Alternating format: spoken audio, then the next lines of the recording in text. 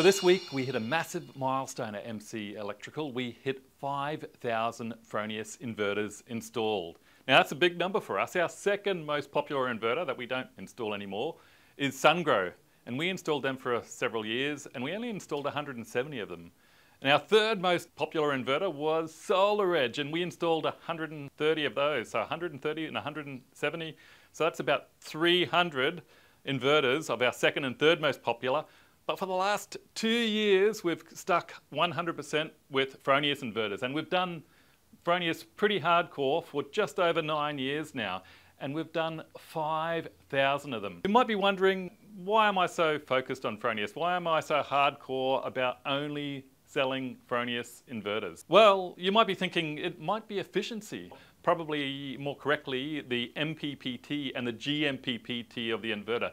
So basically how it reacts to shade and changing clouds and weather conditions. And I've tested it against, inverters like the GoodWe and the Sungrow and the Sol Planet, and nothing really compares to the Fronius. Well, sort of something does. So there's this inverter, microinverter called Enphase you may have heard about.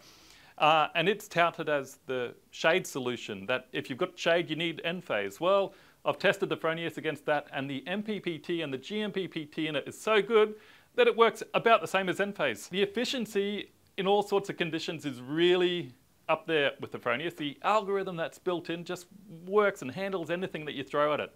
You may not have heard about this, but this new Gen 24 inverter has this feature they call PV Point, or better known as batteryless backup.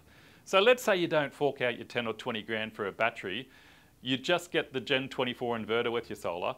We can actually install a power point near the inverter that will work in a blackout. You'll still have power to run your fridge or your computer during the day as long as the sun is shining. Let's push it a little bit further and a little bit more techy. You might think that I love the fact that it's got external fan cooling, like no other inverter. It really cools down the electronics. So again, I've tested the Fronius against a GoodWe or a Sungrow and a Sol Planet inverter when they're running both fully loaded in the middle of the day in a hot room.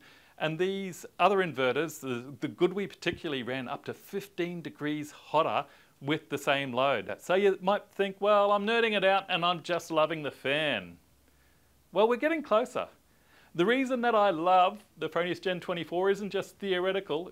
It's actually 9 years of experience that I can say it lasts. Let me put some figures around that. Okay, so we've done 5,000 of these, and remember 300 of the SolarEdge and Sungrow inverters.